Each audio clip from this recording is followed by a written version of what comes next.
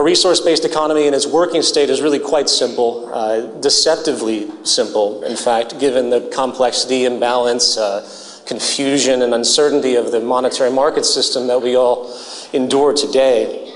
A method I will point out as I go along that is completely decoupled from the natural world, from human needs. It exists as a mere abstraction floating in the air.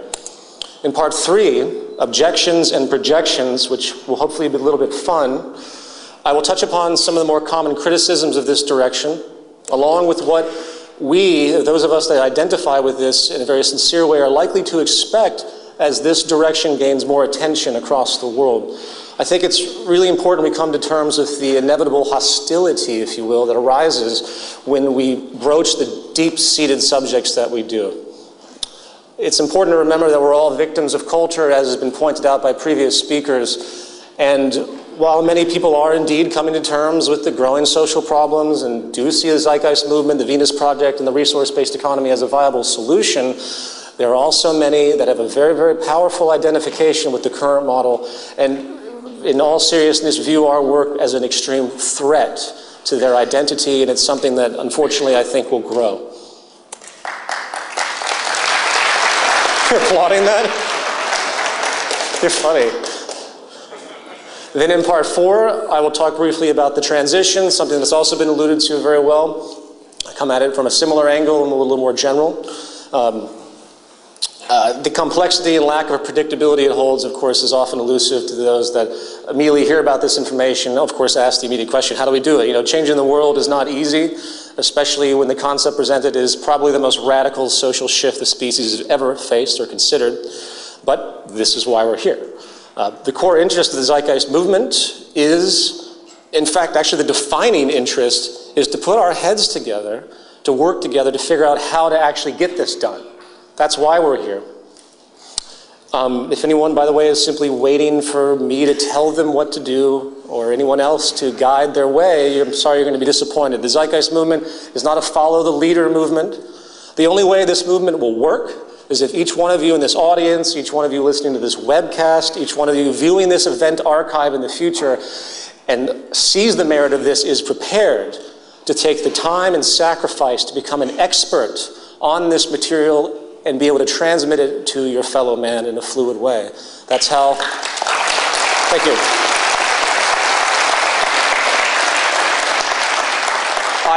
I've ended 2 of my previous films with the revolution is now, and I want to clarify that the revolution is a revolution of thought.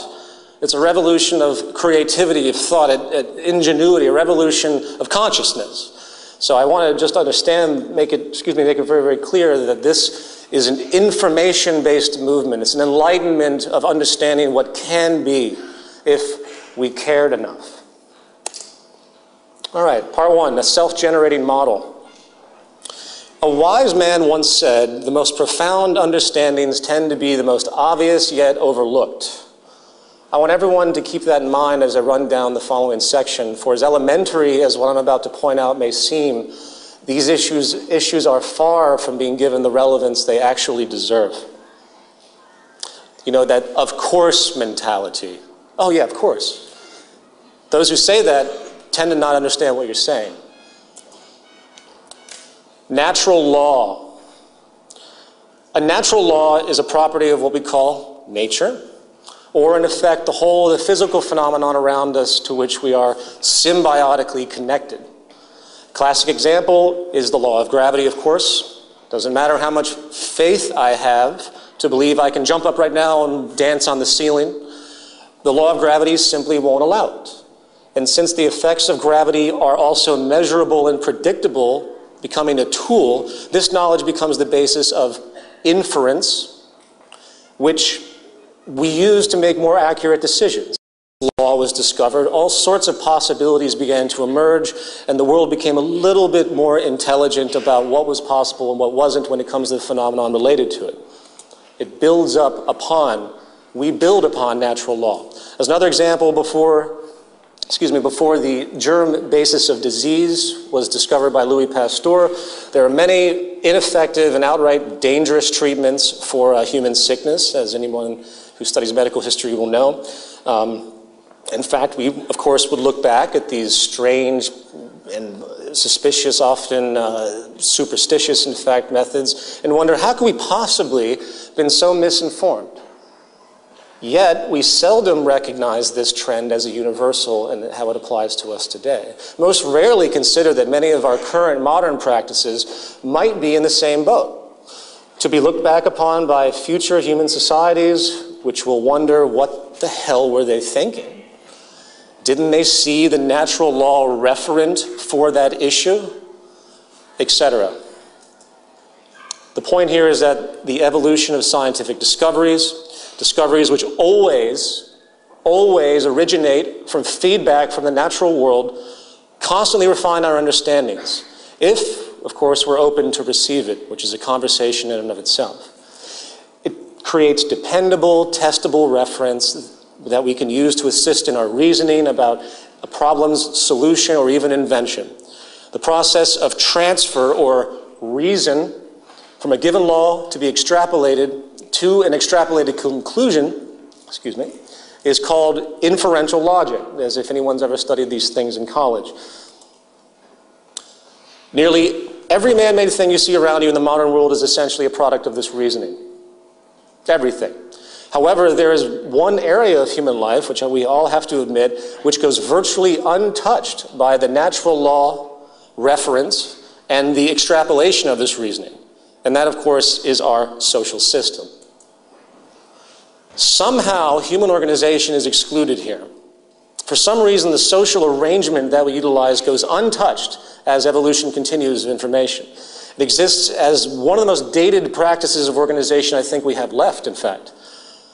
Now, again, I could break off into many different areas from this point in regard to how provably ineffective and archaic the whole of human social management is conducted, from our prison systems to the banking oligarchs that we blindly accept, to the grand distortion that I literally could talk for hours and hours on. And if any of you have seen my prior presentations, social pathology, I strongly suggest them. But that's not the point of what this presentation is about, because I want to hone in. For the sake of this short presentation, I want to narrow it down to one thing, and that's universal human needs. Many throughout modern history have been trying to find a universal distinction for what we call human nature, a very open word these days, used almost flagrantly by the population. The question becomes, what traits are universal really across the whole of the human species? You really can't define human nature without that essentially being the case. Well, rather than speculate, which is again what the great majority of the public does in this, and in fact I'm going to talk about it a little bit later as an argument that moves against us, people often bring this up, let's actually think about what we actually know. Human nature in a general sense is at least a set of immutable human needs that run through the species without exception. Needs which are not only govern our physical health, which is the first thing most people think of when you think of a human needs, which is food, but can actually also trigger different predictable behavioral and physiological tendencies that are quite elusive in the organism, that are not readily apparent in the sense of causality that we typically think of. Furthermore, it isn't just those needs must be met in a traditional input sense. There's also the very real need for all of us to have protection against other forms of stimulus that can corrupt us, that can distort us. As will be touched upon in a moment, certain environmental or social stressors, for example, can create profound yet initially unnoticed consequences in human development. And it's a very misunderstood and underappreciated fact. Needless to say, if I don't get proper nutrition, water, air, I will cease to exist over time. If I'm exposed to substances that are chemically toxic to my biology, such as ingesting mercury or the like, I will likely get very sick or have permanent brain damage. If I suffer a serious vitamin deficiency as a child, there's a predictable detrimental outcome for my personal health, such as stunted growth or immunity deficiencies. But human needs, of course, do not stop at that basic level, and this is really the highlight of this. Humans are biopsychosocial organisms, meaning we're affected by our environment symbiotically in very subtle and complex ways. And before I continue, whose water is this? Because I need a, it's mine? Beautiful.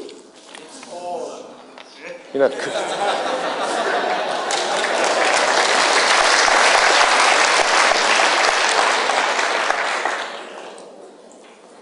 for instance, if a mother in the late stages of pregnancy suffers extreme emotional stress, flooding her system with cortisol, a stress hormone, the nervous system of that child could be predictably compromised in a negative way for the rest of his or her life. For the fetus is in a stage of learning about what the world actually is. It's a natural evolutionary adaptability of the growing organism, and it's extremely important at the earliest stages, including in utero. This goes for infancy and early childhood as well, a critical developmental period where the organism is literally being programmed, adapted to the possible nature of the world they exist in. An impression, by the way, which has been found to carry, again, for the entire life of that person in certain ways. If that critical period is met with severe negative stress, suffering, pain, abuse, that child's development, as we all know intuitively, could develop into predictable tendencies of behavior from what science has been able to teach us, propensities such as addictions and violence in later life. The point here, with respect to human need, is that the physical, mental, and emotional health of a person can no longer be considered an isolated temporal affair. We are social and environmentally connected in an extremely real way, multifaceted. In fact, as an aside, the historical absolute notion of free will, which was touched upon earlier very well, a blanket assumption which is at the core of our legal system, can only be a myth when this understanding is observed.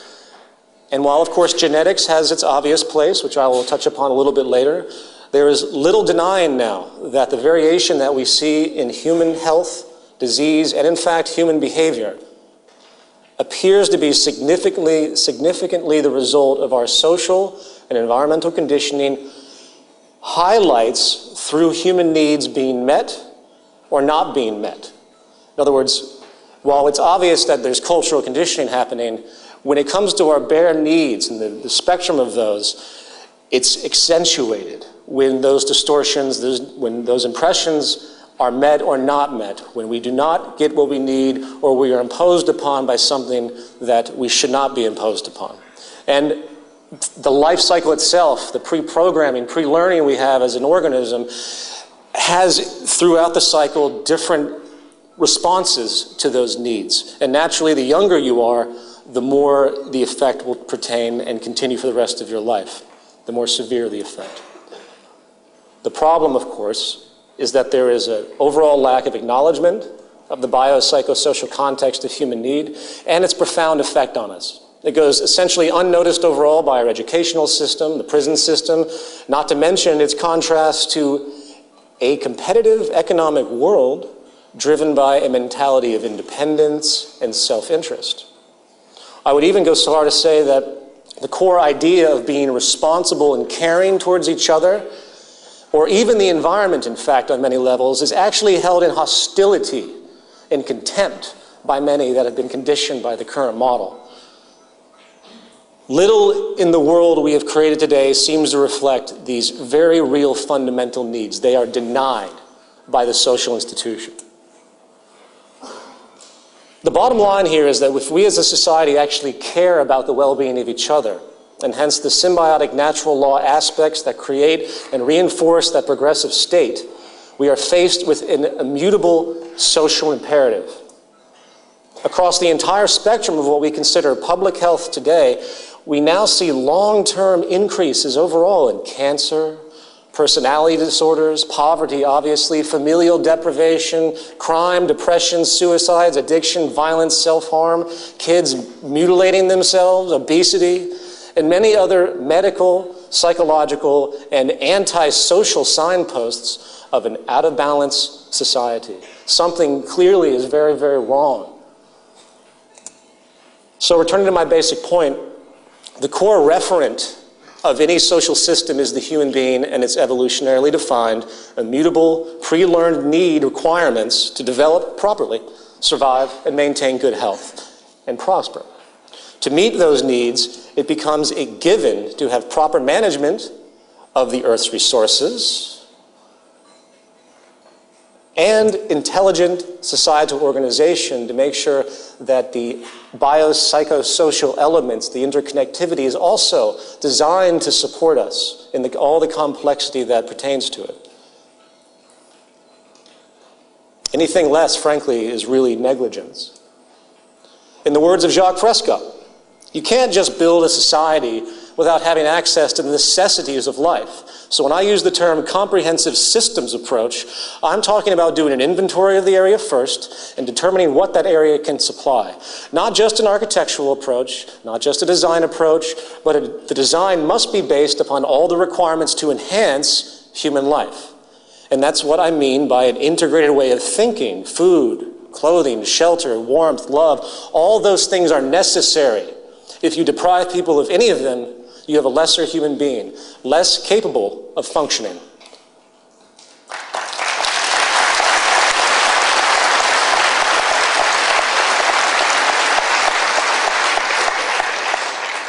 So in the end, public health, in the broad view, is the ultimate measure of the performance of any social system, along with the intelligent management of the earth, which provides the core resources we need, coupled with social conditions, for example, reduced negative stress. That's paramount to a healthy society. The monetary market system, on the other hand, the governing socioeconomic paradigm of our time, which is based entirely around the near arbitrary movement of money, not the advancement of public health or environmental sustainability as it conflates needs with wants and consumption with progress, shows its true hand when we realize that both human health and the environment which we inhabit are, in fact, provably in decline. You can take all the monetary economic theories, as brilliant and sophisticated as they may sound on paper, and their grand loaded rhetoric of supposed freedom and democracy, and simply compare those ideals to what is actually happening today. There's no contest. In fact, if there was one word to me which summarizes the current socioeconomic paradigm, it would be inefficient.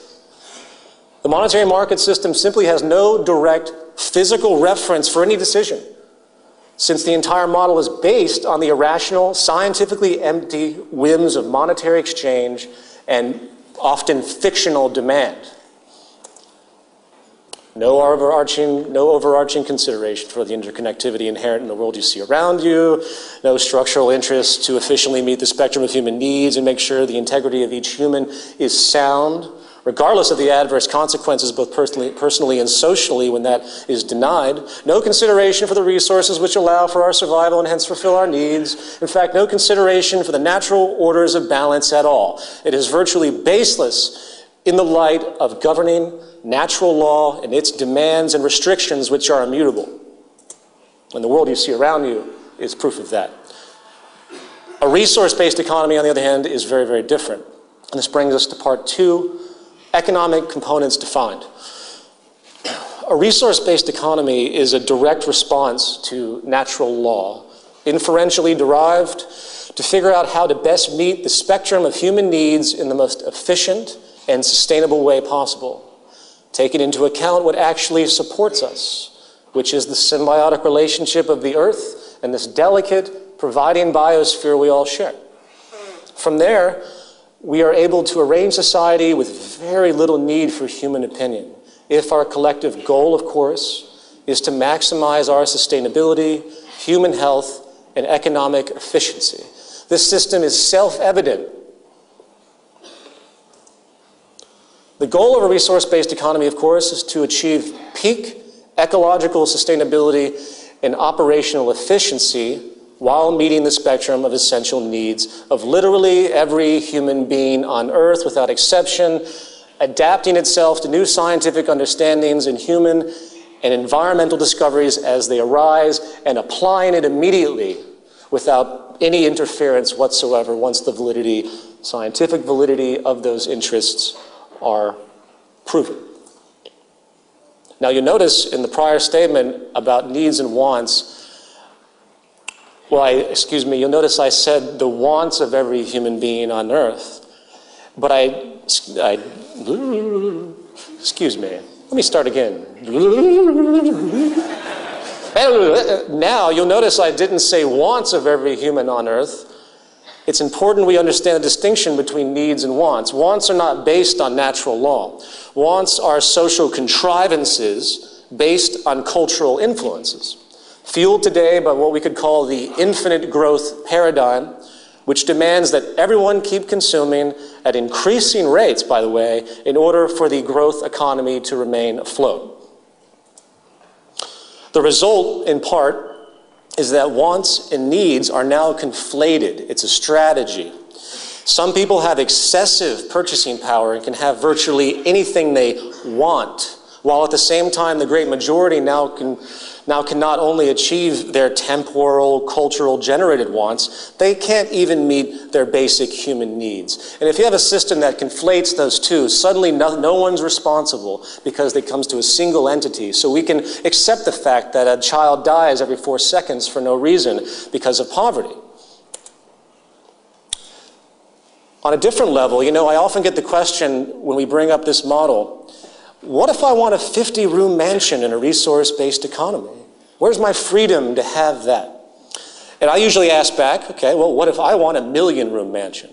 Or perhaps, what if I want the entire continent of Africa as my backyard? At what point does this selfish, acquisitive, spoiled interest become blatantly irresponsible and socially offensive? Given we, one, of course, again, live on a finite planet, and two, in a society which one way or another, regardless of the social system, resources must be shared.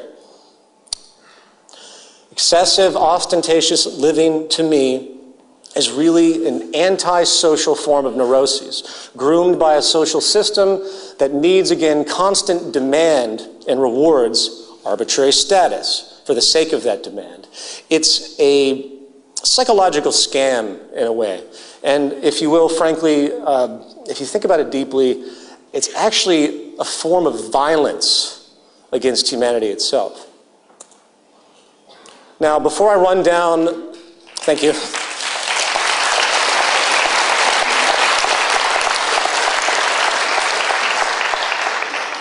Before I run down the dominant economic considerations underlying the mechanics of a resource-based economy, I want to conclude the subject on needs and wants by pointing out the brilliance of Jacques Fresco's work with the Venus Project and his focus on advanced understandings and methods. The modern reality is that as long as we as a society understand the limits of the finite world we inhabit and respect each other as equals in the basic fundamental sense that we all have the right to live, we can not only meet the basic needs of every human on earth as I described, but given the incredible state of advanced technology today, its rate of change, we can easily enter into the realm of meeting the wants of the human population to a degree likely unimaginable for 99% of the world today.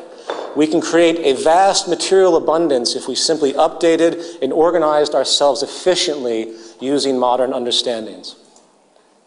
Now, coming back to the model, I want to specifically isolate 3 aspects. Aspects, again, which are critical to responsible decision-making for the sustainable fulfillment of human necessity. Resource accounting, dynamic equilibrium, and strategic design. Resource accounting. We live, again, in a virtually closed planetary biosphere with a set of mostly finite resources at our disposal. Given this reality, the logic becomes quite clear as to our responsibility if we wish to allow our habitat to sustain itself for future generations. We must organize an account. It's a no-brainer. Proper economic resource allocation really cannot be made unless we have a clear understanding of what we have and where it is. Again, it's no mystery, yet bizarrely, it's not done at all today in any kind of concentrated way. But accounting is only the first step of this responsible earth and social management I'm describing. We also need to track the rates of change, of course, and regeneration, if applicable. Again, it seems like a no-brainer, doesn't it? It seems so obvious. Well, why aren't we doing it? Here we have what could be called dynamic equilibrium. Classic example of this issue today is deforestation. Trees have a natural growth rate. We can't really alter that, at least not now. And if our use of wood exceeds the natural regeneration rate of a particular area, we have a problem. It's the definition of unsustainability. Remember, as an aside, the monetary market model, again, requires as much consumption as possible to keep the growing population employed and the economy operational. This is, very simply, by all definition, complete ecocide. Remember, a core requirement of a true economy, a real economy, based on something tangible, is to economize, to be strategically efficient and conservative. Today, we, of course, live in an anti-economy, to quote John McMurtry. And this leads us to strategic design.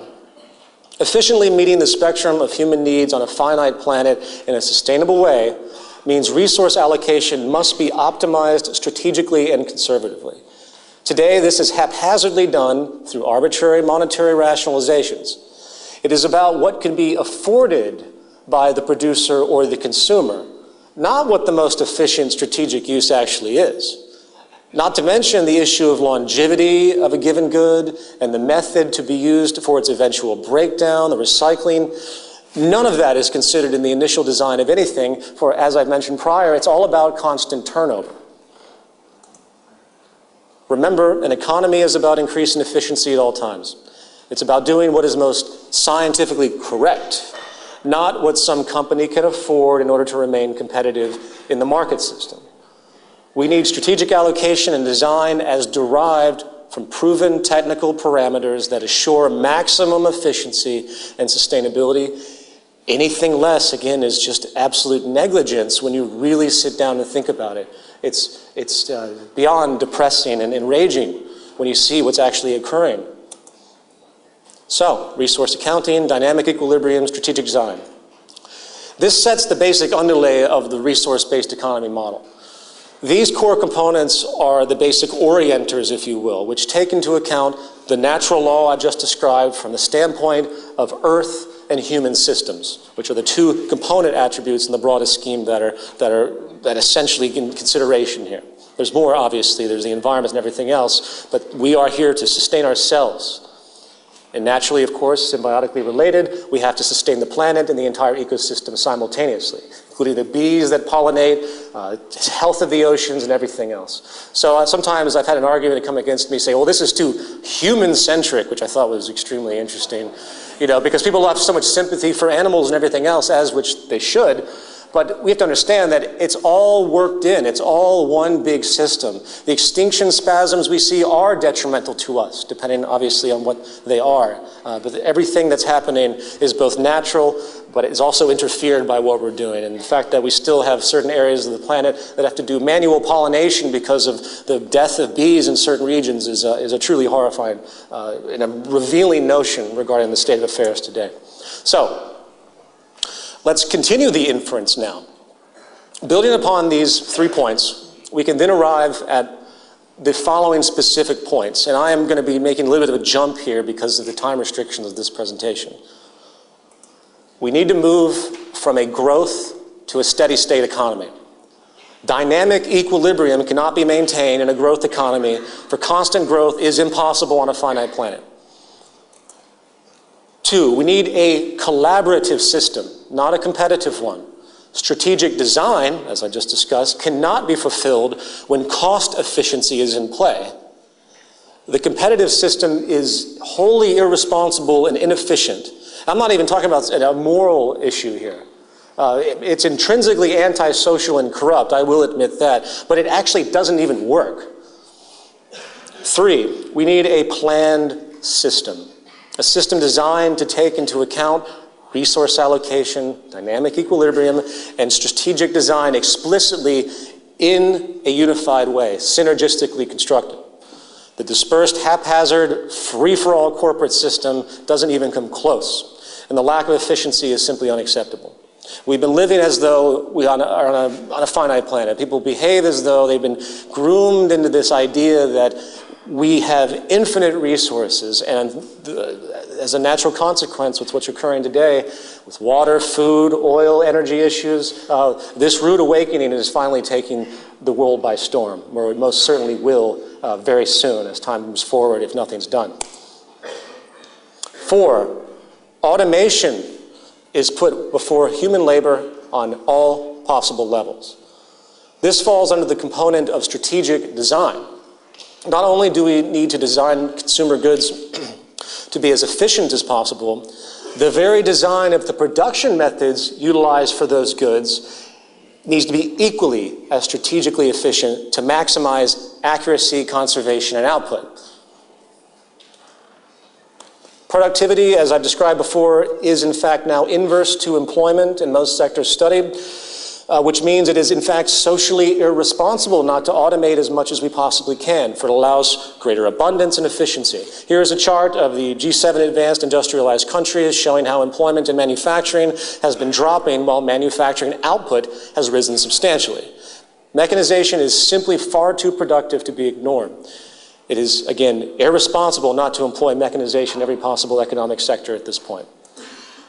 And 5, as was pointed out earlier in the presentation, I'll reiterate this, we move from property to access and the removal of the monetary exchange. I'm a filmmaker, and I have 2 closets jam-packed full of film equipment and grip equipment that I'll maybe use fully once a year at best. So I have to hoard all of this stuff. I would prefer not to have it at all and rent it. But in this system, I lose money in the long run. It's detrimental. It's inefficient economically due to the repeated costs and no resale possibility or investment. So in order to be economically responsible, which we all are forced to be, I have to store it in my apartment. I would prefer not to have to do that at all. In a resource-based economy, there's no such thing as investment, relative value, or the like. So I could simply acquire my cameras from the Access facility, use them, return them like a library. It'd be beautiful. And if you extend this idea to the whole of the goods sector, the realization is that we can actually reduce production and the use of resources because they are being spread around, while counterintuitively, simultaneously enabling more access to the population when they need it. I hope everyone gets that. Strategic access is incredible because it's enabling more people to have more access with less resources consumed. Now, I know it's very difficult to think about, in how a property-less society would work from a protectionist standpoint, given the world we live in today. No one's going to steal your car if they know they can't resell it or if they can gain access to it themselves. People often forget why so-called criminal behavior occurs. There's reasons, and those reasons can be resolved. The system itself that we want to create here is simply designed to meet those needs. That's what an economy is. That's what it does. Money is no longer needed in a world that has an access abundance. And, of course, a population that actually understands what it means to live on a society where humans have to share the resources and it's a finite planet, to reiterate that point. Is it perfect? No, it's not a utopia, and there are a series of holes that even I can punch into it, but that doesn't mean they're not resolvable. It would be cataclysmically better than anything we have now, which is damaging ourselves and our environment, and is on pace to be getting worse exponentially. And this brings us to part 3, objections and projections. Now, I'm moving very quickly here.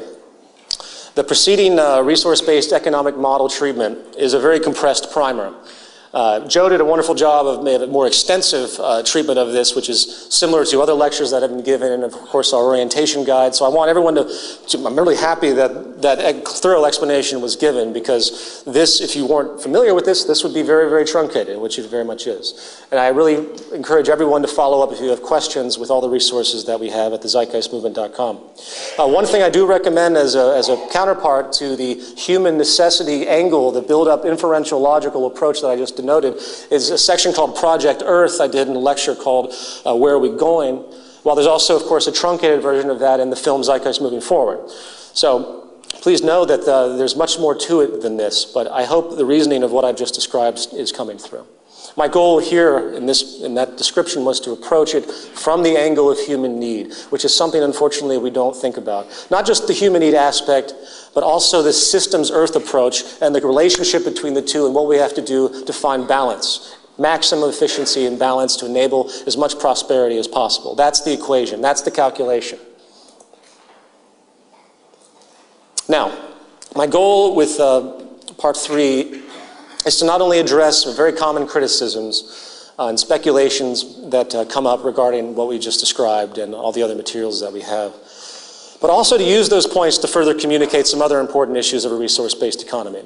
But before I begin, I think it's important to discuss something that's very important to me that I see rising in the community, on the internet, in my own personal experiences and interactions with people, and that is the issue of violence in communication. Needless to say, we're all victims of culture on one level or another. That means we've been influenced and groomed in certain patterns of thought by our environment. And one of the cultural staples of modern society, unfortunately, is the use of verbal violence to support one's position. And sadly, I don't know anyone who doesn't impulsively engage in this from time to time, including myself. Calling people names, might not seem as offensive as physical assault, but the intent is essentially the same. The intent is to injure, to dehumanize and humiliate. Verbal violence is just a different degree of physical violence. In fact, I'm a firm believer and have done a tremendous amount of study on the work of Martin Luther King and Gandhi and all of the initiators of the nonviolent communication movement. The goal of nonviolent communication is to try and leave the door open for others to enter if they choose to do so, to unconditionally invite them to accept you regardless of how much they actually hate you and wish to injure you on whatever level. Easier said than done, but it really is the only effective method.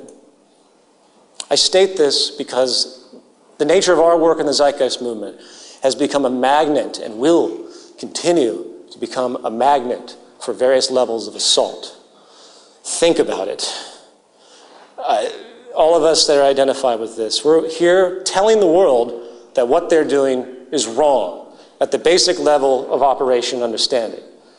We're here initiating a global change that exceeds anything attempted in human history, as far as I know. A radical shift away from everything the majority of people on this planet have come to identify with.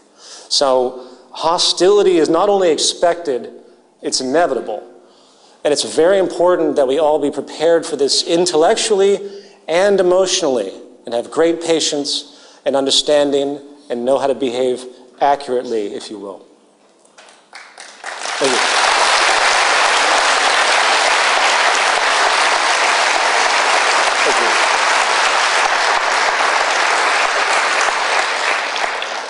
Now, we always have a lot of seriousness in the discussions that naturally seriousness is important. It's where we are. But I've tried to make this a little bit more relaxed in my presentation of the critics of a resource-based economy.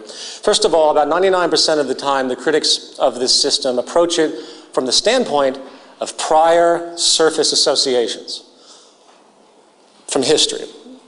In fact, the greatest phrase I've ever heard as of yet was someone who referred to it as Marxism with robots. Now, I'm not blind. That's Tiny, the communist robot. He's a good guy. Now, I'm not blind. I see the obvious surface associations with historically proposed communism. But the fact is, as I've alluded to in a truncated fashion, the train of thought that arrives at a resource-based economy is self-evident. Those that use this rhetoric often present it as though we are building upon those early ideas. Well, no. Communism in whatever form might not have ever existed, and it wouldn't change anything as to the inferential logic that arrives at a resource-based economy. Natural law is natural law. Human needs are human needs, and a finite planet is a finite planet. So the entire argument is worthless and does nothing but waste time, and I recommend the avoidance of that debate unless you want to bring up what I've just described.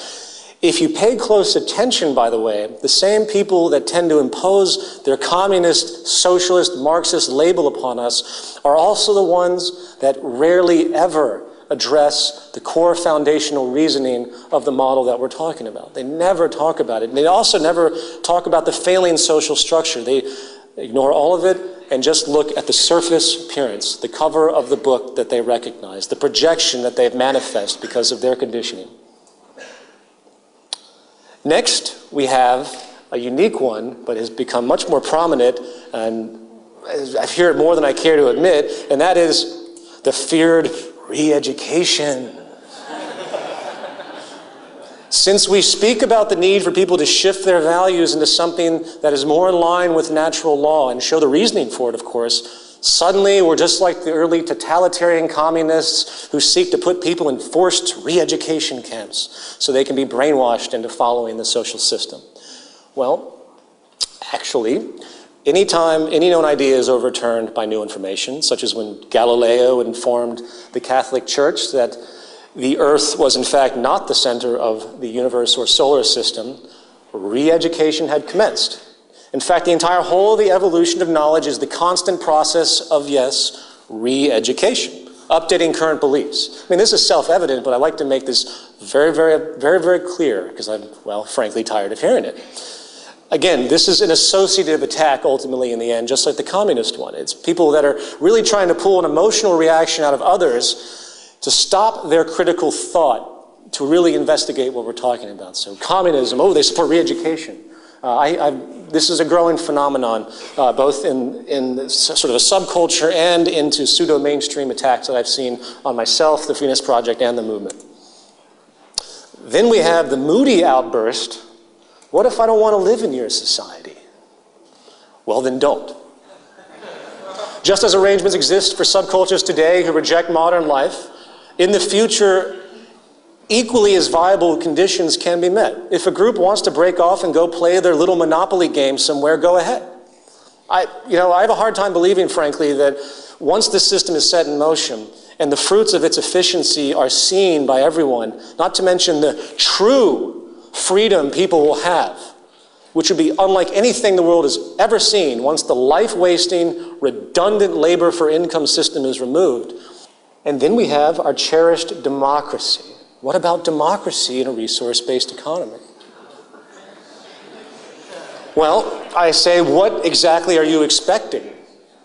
Wading into some voting booth every couple of years like a mind slave, pushing a button for a candidate you have zero control over once elected? It really, when you step back, you can hear the irritation in my voice because in my all sheer honest opinion, I can't believe that it's still around. I can't believe we're still doing this. The real election of relevance is not the election of people. That is a dated, bizarre notion that we think it's a give-in to really a power system. We're enabling a power system of control, we're literally, as this cartoon depicts, the freedom to elect our dictators. Because we have no control over anything they do once they're elected, and then a couple of years go by, oh, maybe we can remove them. Real election of relevance is not the election of people, it's the election of ideas. It's creating an actual system of interaction where new ideas can be submitted by everyone, and they are technically evaluated for their relevance and possibility. Please see the orientation guide that we have at thezeitgeistmovement.com for the proposed central database program, an extrapolation of modern AI understandings. It sounds fanciful, it sounds like science fiction, but these realities are coming to fruition very, very quickly. In decision-making processes, the digestion of information, even through our crude language, is becoming viable through automated systems. And it would mediate our human interaction and evaluate proposals objectively, as opposed to a political party with lobbyist influences that might see our ideas viable in a scientific sense, but because of their influence, they will override it, which happens on a daily basis. I probably shouldn't have to even explain that. Okay, and then we have collectivism doesn't work. And this is a very common one. Collectivism just doesn't work. If the core basis of collectivism, at its foundational definition, what is it really? It's simply a group of people working together for their common good as a whole. If this wasn't working, we wouldn't have business, we wouldn't have the military, we wouldn't have sports teams, we wouldn't have people working in any group effort whatsoever. As far as using the model of a collective as the basis of a social system, which is of course a very large extreme of such an idea, by the way, which has never really been seriously tried. People throw out the collectivist notion as though historically, in the early communist states, that these were true collectivist societies. No, they were not. They were always dictatorships by design, autocratic, which is not collective. A real collective is simply society working together as a team, like a family, in fact. Imagine that. And the last one for this section, my favorite, it's against human nature. We are simply unable to work together on a large scale because of our evolutionarily embedded self-interest. No hope, we're stuck, everyone go home. To this day, I'm amazed at how many people I run into with no education on the matter whatsoever, not opening one book, that throw out the human nature argument as the immutable force that will never allow any type of community, anything really, to come to fruition. Especially, of course, a resource-based economy. Just recently, I read an article that was produced essentially by the John Birch Society, which is a right-wing anti-communist group. At the very last paragraph of this bashing of Zeitgeist and the Venus Project, they're like, well, Jacques Fresco, he can have his little fantasy, it's nice and cute, but unfortunately human nature won't allow it. And I can assure you that the guy has never done anything to research what that actually means. It's the last bastion of those who have nothing else to say in defense to support their indoctrination.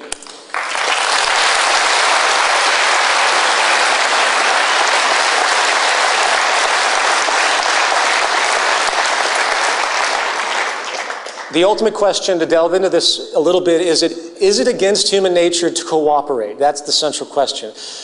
It certainly seems like that if you take the narrow view of history on a surface level and you look at the tremendous divisions and conflicts throughout time. We see endless series of wars, genocides, conquests, severe competitive tendencies, of course, power abuses. And given that's the pattern we recognize historically, given that we see this in our history books, with no real background as to the foundation of why that occurred, it's easy to assume that it must just be human nature. That's just the way we are. Forget the environment. That's our programming. Now, that's essentially the core argument. If it's historically reoccurring, it must be human nature. However, we do see, and this is what's ignored, that human beings do cooperate extremely well in certain environments. As much as I don't like the military, it's a collective. It is a unified system working together. It is a collaborative system. They train and work together, and they do so very well. Granted, they are competing against a common enemy, so there's your division, but cooperation is existing nevertheless, even if it's isolated. I had a conversation with a behavioral biologist at Stanford University, and he made a very unique point to me regarding the subject of self-interest and the us against them pattern that exists, as he's seen it, through almost all primate species, including ourselves, of course. It appears that if the human species is very, very different in its us against them issue, while it's concurrent, while it exists, obviously the pattern exists, the malleability of who the them is and who the us is almost as arbitrary as anything else. On a dime, we can turn the other cheek and find a new enemy. So, who is to say that that enemy has to be another person or group? The conditions might simply be dictating that due to the scarcity of the environment, perhaps, which is, of course, probably the reality. What if the human species came together to move against other enemies, perhaps true threats to the survival of the species as a whole, which, of course, as we've seen in Japan, are natural disasters and diseases? Why can't that be the them of the human species and we be the us?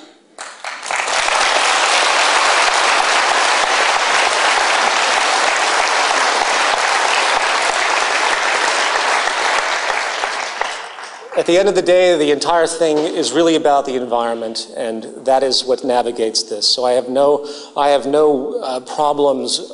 I find no dichotomy in the understanding of human nature with respect to us being able to collaborate, because the patterns are all there. It's simply creating the condition and the understanding to make it happen.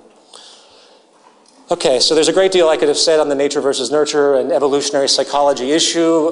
The film that I released, the first opening section, I think does a very good job to create a primer of some very important aspects. So I'm going to leave it at that and move into part 4, transition and the movement.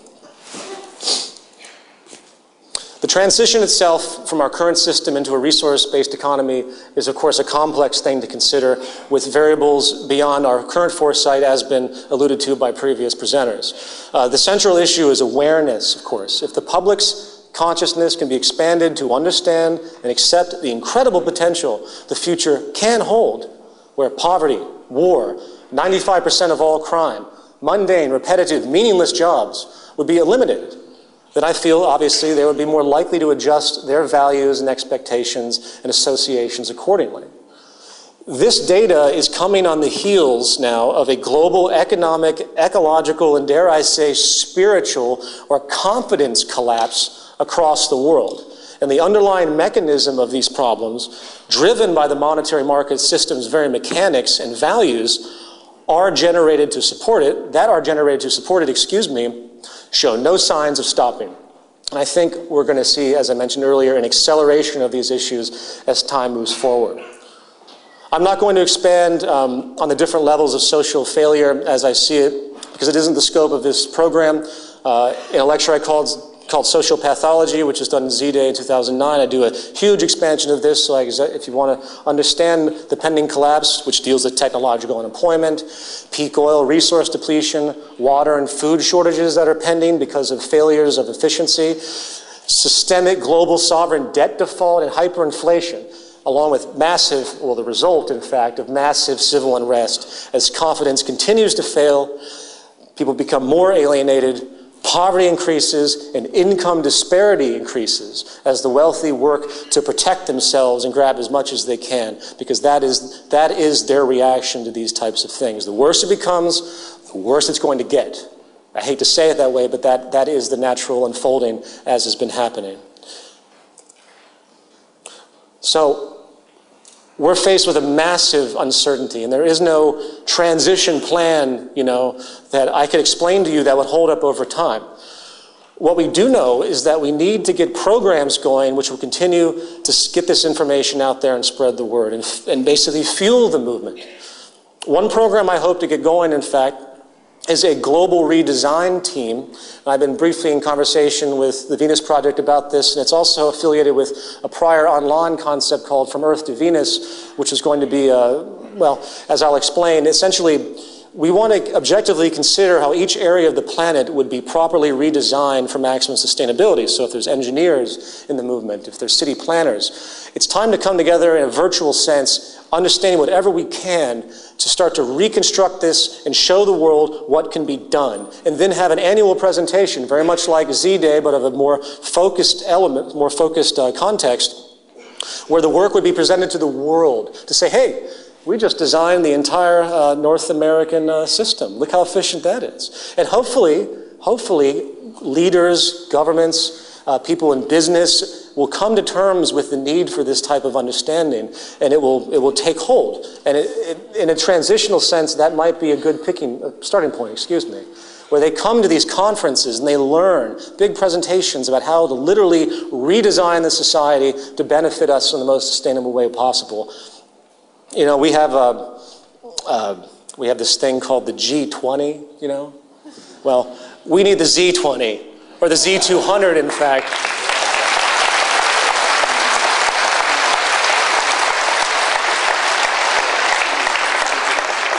To begin to show those people and the world what a real economy actually is.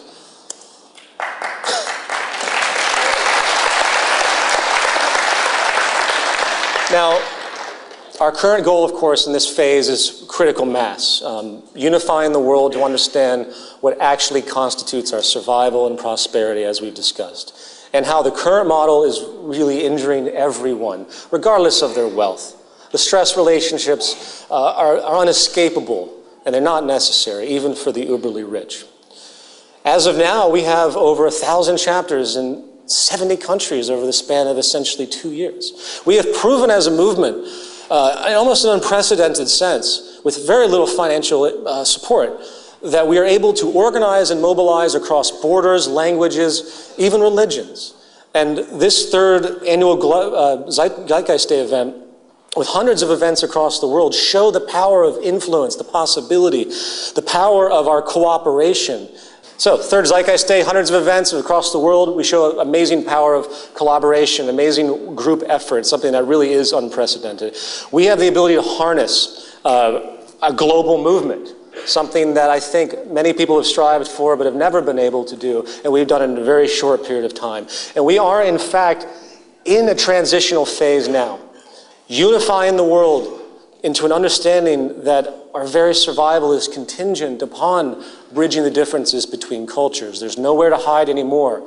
There's no place for the type of division that exists. It's literally unsustainable. Finding the empirical common ground that we all share through our fundamental needs is really that bridge. And if we can come to terms with that, obviously, and get the world to come together, we might actually have something we can call a civilization, to be perfectly frank. And in conclusion, I'm going to end with one of my favorite quotes of all time. The old appeals to racial, sexual, and religious chauvinism, to rabid nationalist fervor, are beginning not to work. A new consciousness is being developed which sees the earth as a single organism and recognizes that an organism at war with itself is doomed. We're one planet. Thank you.